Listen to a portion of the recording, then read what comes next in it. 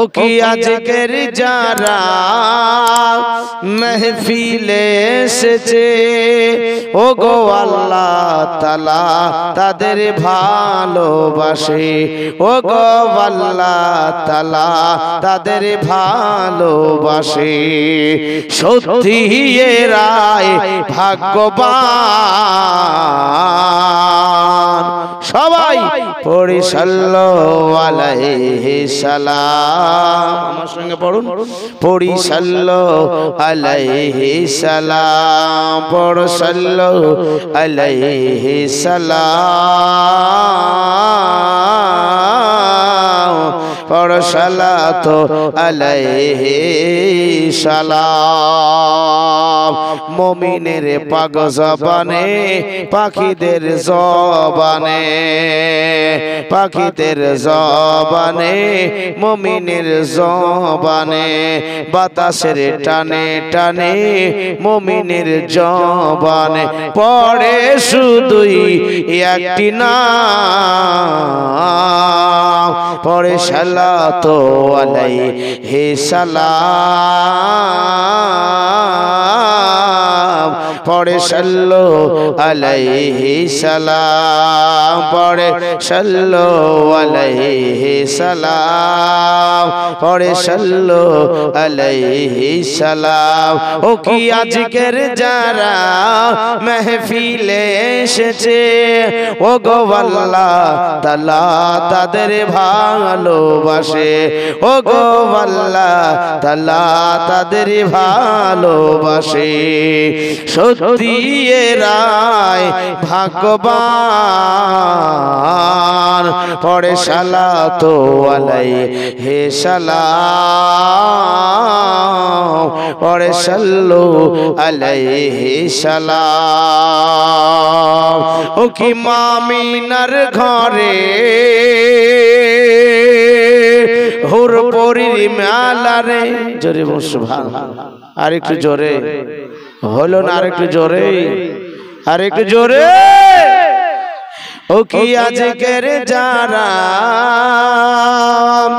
ও কি মামিনার ঘরে হুর পরির মেলারে ও গো মামিনার ঘরে নুরি চাদরওয়ালা রে ও গো মামিনার ঘরে কালি কামলিওয়ালা রে তাই উজালা হলো সারে জাহান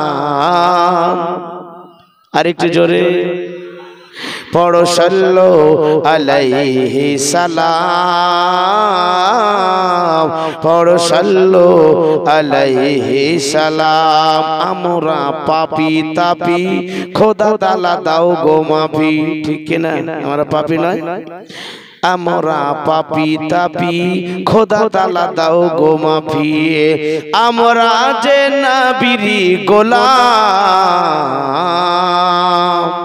পড়ো সাল্লাল্লাহু আলাইহি সালাম পড়ো সাল্লাল্লাহু আলাইহি সালাম নবীজি এসব স্বপ্নে দেখা দিয়ে যাও গো মোদের দেখা হলে গো মোদের দেখিব নয়ন জোড়ে জোরে সুবহানাল্লাহ আরেকটু জোরে সুবহানাল্লাহ নবীজি এসব স্বপ্নে দেখা দিয়ে যাও গো মোদের দেখা হলে গো মোদের দেখি নয়ন জোড়ে তাই জাহান্নাম হবে যে হারাম পড়ব সাল্লাল্লাহু আলাইহি সালাম সবাই পড়ব সাল্লাল্লাহু আলাইহি সালাম ও কি আজকের যারা महफिले এসেছে ও গো আল্লাহ তাআলা তাদের ভালোবাসে ও গো আল্লাহ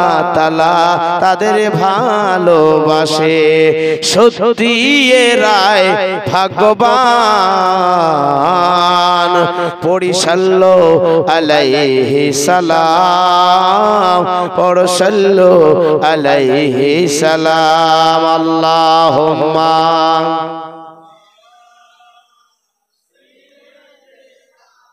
মাওলানা মুহাম্মদ সাল্লি আলা মুহাম্মদ হরদম জাবান পাক নামে মুহাম্মদ হরদম জাবান শাফিয়ানা মুহাম্মদ সবাই পড়ি সাল্লাল্লাহু তাআলা আলাইহি ওয়াসাল্লাম।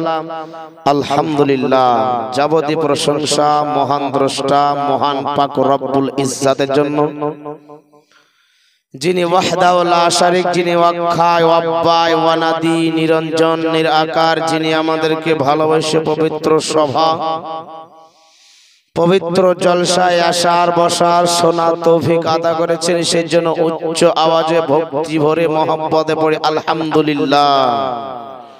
আর একটু উচ্চ আওয়াজে পড়ে আলহামদুলিল্লাহ। তারপরে পরে আকাই নামদার তাজদারে মদিনা আহমদ মুজতাবা মুহাম্মদ মুস্তাফা জনাবে মুহাম্মদুর রাসূলুল্লাহ, যিনি শামসুদ্দোহা বদরুদ্দুজা নুরুল হুদা কাহফিল ওয়ারা মিসবাহুজ জুলাম, যে নবীকে সৃষ্টি না করলে আকাশ বাতাস কীট পতঙ্গ নদ নদী খাল বিল লৌহ কালাম জান্নাত জাহান্নাম কিছুই সৃষ্টি করতেন না। সেই নবীর প্রতি অগণিত দুরূদ ও সালাম পৌঁছাবার হোক, সকলে পড়ে আল্লাহুম্মা আমিন। আর একটু জোরে পড়ে আল্লাহুম্মা আমিন। মুআজ্জাজ মুকাররম মহাসমুদ্র আল কোরআন থেকে আয়াতে কারিমা তেলাওয়াত করেছি, যে কোরআন শুনলেও নাকি দেখলেও নাকি। জোরে বলুন সুবহানাল্লাহ। কোন ব্যক্তি যদি চোখ দিয়ে দেখে তো চোখের জ্যোতি বেড়ে যায়, চোখের গুনাহ ঝরে যায়। জোরে বলুন সুবহানাল্লাহ। কোন ব্যক্তি যদি কান দিয়ে শুনে তার কানের গুনাহ ঝরে যায়। কোন ব্যক্তি যদি হাত দিয়ে ছয় তো হাতের গুনাহ ঝরে যায়। কোন ব্যক্তি যদি দিল লাগিয়ে পড়ে দিলের গুনাহ ঝরে যায়। কোন ব্যক্তি যদি পায়ে হেঁটে পড়তে যায় তো পায়ের গুনাহ ঝরে যায়। কোন ব্যক্তি সম্মানের সঙ্গে ইজ্জতের সঙ্গে মাথায় তুলে কোরআনকে আপনার আপন জায়গাতে রাখলো, তার জীবনের ব্রেন স্টক হবে না।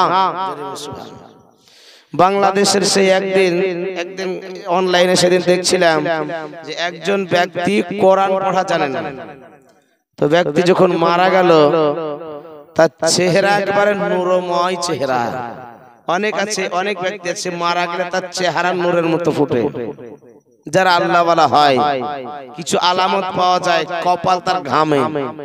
তো মুসলমান, তো লোকে জিজ্ঞাসা করলো যে তোমার আব্বা কি আমল করতো? বলে আমার আব্বা 5 ওয়াক্ত নামাজ পড়তো, সবই করতো, কিন্তু কোরআন পড়া জানতো না। তবুও আমাকে প্রতিদিন বলতো বেটি কোরআনটা নিয়ে আয়। বলে আব্বা আপনি তো কোরআন পড়া জানেন না। বলে জানি না, কিন্তু কোরআনের সঙ্গে একটা সম্পর্ক করতে চাই। জোরে সুবহানাল্লাহ। কোরআনকে একটু মহব্বত করতে চাই। কিভাবে? কোরআনের পাতা খুলে আর প্রতিদিন আমার আব্বা line by line line by line line by line হাত দিয়ে আঙ্গুলি দিয়ে প্রতিদিন এইভাবে করে। জোরে সুবহানাল্লাহ। তা আমার আব্বা কোরআন পড়া জানতো না, তো যে লাইনে লাইনে হাত নিয়ে গিয়ে ময়লা পর্যন্ত হয়ে গেছে। জোরে সুবহানাল্লাহ। কালো হয়ে গেছে। সুবহানাল্লাহ। কি কোরআনের সঙ্গে তার মহব্বত। যত কোরআন পড়বে তত কোরআন জিন্দা হবে। কোরআনের সঙ্গে সম্পর্ক রাখুন। কোরআনের সঙ্গে সম্পর্ক করলে আপনি জান্নাতি হয়ে যাবেন। জোরে সুবহানাল্লাহ। কোরআন সূরা কোন ব্যক্তি যদি মুলুক আমল করে, মুলুক সূরা মুলুক, তাবারাকাল্লাযী বিয়াদিহিল মুলক, এই সূরা যদি কোন ব্যক্তি আমল করে, ঈশার নামাজ পড়ে, প্রতিদিন পড়ে শয়, তার কবরের আযাব আল্লাহ maaf করে দেয়। জোরে সুবহানাল্লাহ। আরে আমরা তো কোরআন পড়া জানি না নাকি? হ্যাঁ, পড়বি পড় প্রাইভেট, যদি 3টা করে লাগে দিব, কিন্তু কোরআন পড়ব না। আচ্ছা, কোরআন আগে না সে শিক্ষা আগে বলেন তো? শুনেন, পৃথিবীর মধ্যে একটা সবজি আছে, সবজিটার নাম হচ্ছে মূলো। কি মূলো খেয়েছেন? আগে দেখেছি মানুষ এমনি কাঁচাই চিবিয়ে খেয়েছে লবণ দিয়ে। ঠিক আপনাদের এলাকায় খেয়েছে কি? হ্যাঁ, এই মূলো ধরেন একটা খালি পেটে খেলেন, 9টার সময় আপনাদের ইমাম সাহেব আপনাদের তাজ কে কটার সময় নাস্তা দেন? একটা চা দেওয়ার পর একটা নাস্তা দেন আলাদা। চাও খেলো, এবার নাস্তা 9টা 9:30 দিয়ে একটা নাস্তা খেলো। মূলো কিন্তু সকালে খেয়েছে। দুপুরে মনে করেন একবারে বিরিয়ানি ভাত খেলো, রাত্রে আবার রুটি মাংস খেলো। যদি ভুল করে রাতের দিকে ঢেকুর উঠে, তো কিসের ঢেকুর উঠবে বলেন দিন? হ্যাঁ, মূলোর ঢেকুর উঠবে না? মূলোর ঢেকুর উঠবে। সব খাবার তো ওকে চাপা দিয়ে দিয়েছে, তাই কি না? তো মূলোর ঢেকুর কেন ওকে সব ভেদ করে উপরে উঠলো? হ্যাঁ, কারণ এই মূলত হজম শক্তি বাড়িয়ে দেয়। সব খাবারতে ঢেকে দিয়েছে, তবু সব খাবারকে ভেদ করে ও ঢেকুর উপর দিকে উঠছে। পৃথিবীর মাঝে ইংরেজি ইতিহাস ভূগোল, পৃথিবীর মাঝে যত রকম শিক্ষা আছে, যত রকম দীক্ষা আছে, পৃথিবীর মধ্যে সবচাইতে এই কোরআনের মূল আপনি খাওয়ান, তো কোরআনের মূল খাওয়ালে কি হবে? আপনার ছেলে কবরের দ্বারে দাঁড়িয়ে দাঁড়িয়ে দোয়া করবে, সূরা ইয়াসিন পড়ে, সূরা রহমান পড়ে, সূরা ফালাক পড়ে, সূরা ইখলাস পড়ে, এইভাবে পড়ে দুরূদ শরীফ পাঠ করে আল্লাহর দরবারে যখন দুহস্ত তুলে দিবে, আমার আগে আপনার সন্তানের দোয়াটা কারেন্টের মতন কবুল হবে। জোরে বলুন সুবহানাল্লাহ। পৃথিবীর মাঝে এমন কোন কিতাব আছে যে পড়লে 10টা নেকি পাবে প্রত্যেকটা হরফে? হ্যাঁ, আছে কি? নাই। কোন মায়ের লাল কিতাব লেখে কোন রাইটার, কোন লেখক বলেছে যে আমার কিতাবের ভুল নাই? হ্যাঁ, গ্যারান্টি সহকারে বলতে পারবে? কিতাবে লিখে দেয় ভুল ভ্রান্তি ক্ষমা প্রার্থী, যদি ভুল হয়ে থাকে তো ক্ষমা প্রার্থী।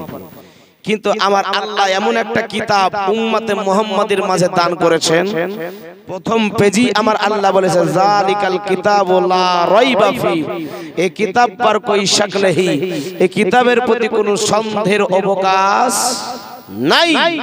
ভুল তো দূরের কথা, কোন ব্যক্তি যদি ভুল তো দূরের কথা, কোন ব্যক্তি যদি সন্দেহ করে নেয় তো কাফের হয়ে যাবে। কি বললাম?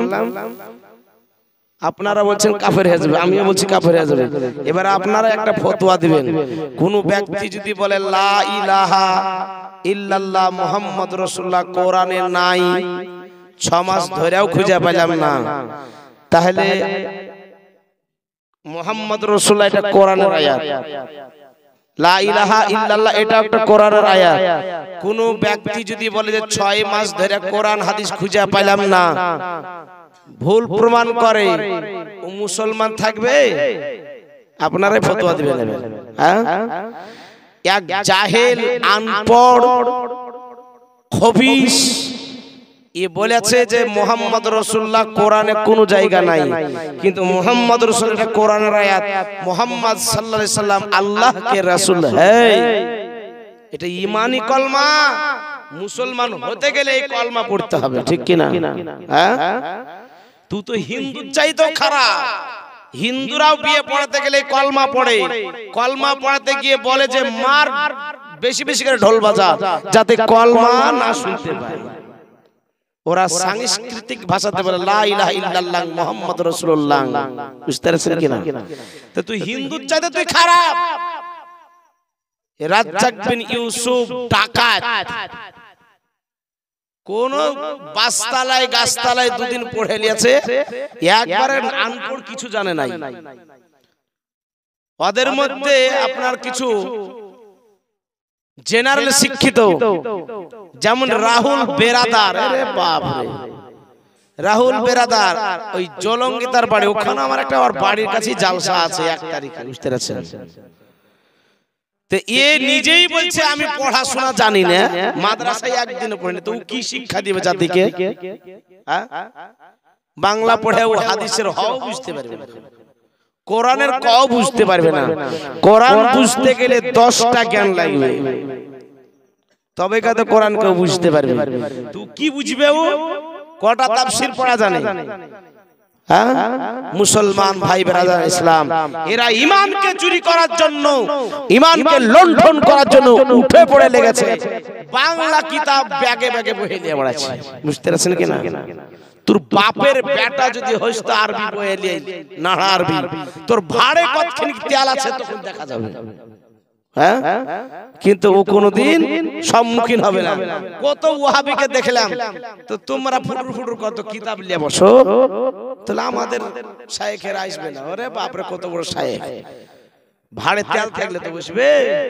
বেরাদার ইসলাম তো মুআজ্জাজ মুকাররম, যাই হোক কোরআন হচ্ছে একটা আমাদের ধর্ম গাইড, ধর্মগ্রন্থ।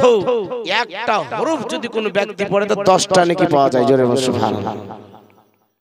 তাহলে কোরআন আমাদেরকে শিক্ষা করা দরকার আছে না নাই? কোরআন শিক্ষা দরকার আছে। একটা ছোট সূরা আছে কুল হু আল্লাহ। এই কুল হু আল্লাহ সূরাটা কোন ব্যক্তি যদি 3 বার পড়ে তো একটা খতমের নেকি পাওয়া যায় নাকি? হ্যাঁ, একবার জোরে বলুন সুবহানাল্লাহ। এই কোরআন একজন সাহাবী রাসূল সূরা ইখলাস পাঠ করছেন, ওখানে আবু হুরায়রা রাদিয়াল্লাহু তাআলা আনহু তিনিও আছেন। আর নবী বলতেছেন ইস পার জান্নাত ওয়াজিব হো গিয়া। আবু হুরায়রা রাদিয়াল্লাহু তাআলা আনহু সবচেয়ে ছেলেদের মধ্যে সবচেয়ে বেশি হাদিস মুখস্থ করেছিলেন। তিনি বলছে ইয়া রাসূলুল্লাহ কিস পার জান্নাত ওয়াজিব হো গিয়া? বলে ইস পার, মানে কুল হু আল্লাহ শরীফ যে পড়েছে তার প্রতি জান্নাত ওয়াজিব হয়ে গেছে। মুসলমানের জন্য সূরা ইখলাস বেশি বেশি করে আমল করবে। আর যে বলছে যে কলমা পড়া যাবে না, এই কলমা সবচাইতে উত্তম জিকির হচ্ছে কলমা লা ইলাহা ইল্লাল্লাহ মুহাম্মাদুর রাসূলুল্লাহ। সবচাইতে ভালো জিকির এটা। কোন ব্যক্তি যদি মহব্বতের সঙ্গে একবার পড়ে তার 24 ঘন্টার গুনাহ আল্লাহ মাফ করে দেয়। জোরে বলুন সুবহানাল্লাহ।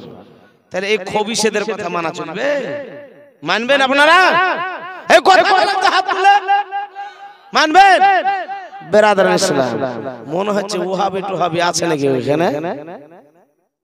সব জায়গাতে চুলকানি মাস্টার তৈরি হয়েছে। বুঝতে পারছেন কিনা? 2টা 5টা করে ইমামেরা জ্বালায় আছে, ব্যথায় আছে। ভাই বাবা জীবন, ইমামদের পেছে কোন সময় লাগতে যাবে না। হয়তো ভাবেলেন না যে মাওলানা সাহেব আমাকে শিখিয়ে দিয়েছে, আমি নিজে থেকেই বলছি। ইমাম হচ্ছে তাজ মাথার। কোন ব্যক্তি যদি ইমামের পিছনে লাগে, ইমামের যদি গুজব করে বেড়ায়, ওই ইমামের পিছনে নামাজ আর হবে না। এটা আপনি ভালো করে লিখালেন।